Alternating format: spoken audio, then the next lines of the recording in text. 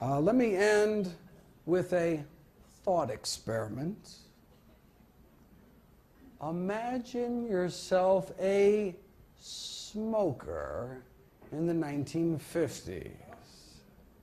The average per capita cigarette consumption was 4,000 cigarettes a year. That means the average American smoked a half a pack a day. Right? The media was telling you to smoke. Famous athletes agreed. Right? Even Santa Claus wanted you to smoke. I mean, look, you want to keep fit and stay slim, stay slender, and keep yourself trim by eating lots of hot dogs. So you smoke, eat your hot dogs. And to stay slim and trim, you eat a lot of sugar, too, a lot better than that apple there. Can you see that? I mean, sheesh, right? Although apples do connote goodness and freshness, according to one internal tobacco industry memo, which they see many possibilities for a youth-oriented cigarette. They want to make apple-flavored cigarettes for kids. Shameless.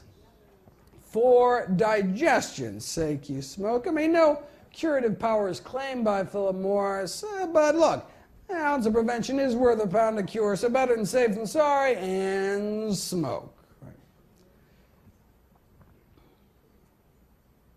Blow in her face and she'll follow you anywhere.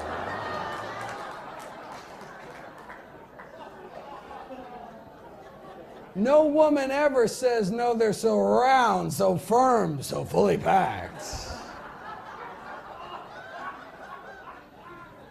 After all, John Wayne smoked them until he got lung cancer and died.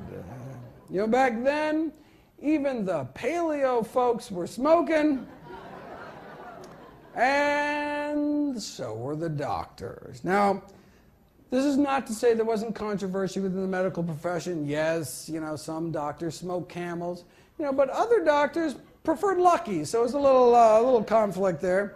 The leader of the U.S. Senate agreed. I mean, who wouldn't want to give their throat a vacation? How could there be a single case of throat irritation when cigarettes are just as pure as the water you drink, perhaps in Flint, Michigan?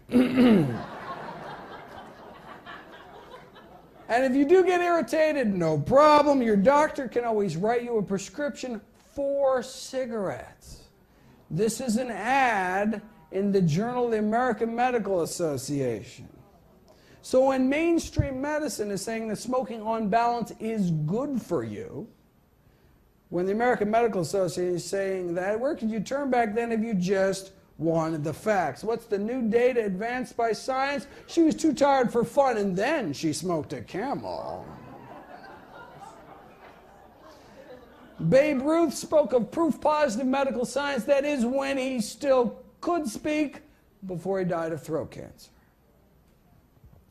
Now, if by there's some miracle, there was a smokingfacts.org website back then that could deliver the science directly, bypassing commercially corruptible institutional filters, you would have become aware of studies like this. This is a Adventist study in California, published in 1958, showed that non-smokers at least 90% lower lung cancer risk than smokers, but this wasn't the first. When famed surgeon Michael DeBakey was asked why his studies published back in the 30s linking smoking and lung cancer were simply ignored, he had to remind people what it was like back then. We were a smoking society. It was in the movies. It was everywhere. Medical meetings were one heavy haze of smoke. And smoking was, in a word, normal. So, back to our thought experiment. If you're a smoker in the 50s in the know, what do you do? Right? Do you change or do you wait? If you wait until your doctor tells you, between puffs, to quit, you could have cancer by then. If you wait until the powers that be officially recognize it, like the Surgeon General did in the subsequent decade, you could be dead by then. It took 25 years for the Surgeon General report to come out. It took more than 7,000 studies and the deaths of countless smokers before the first Surgeon General's report against smoking came out. You'd think maybe after the first 6,000 studies, it could be a little bit of heads up here or something. No. Powerful industry.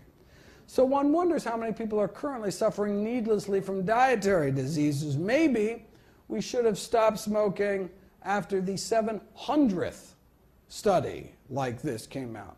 So as a smoker in the 50s, on one hand, you had all of society, the government, the medical profession itself telling you to smoke.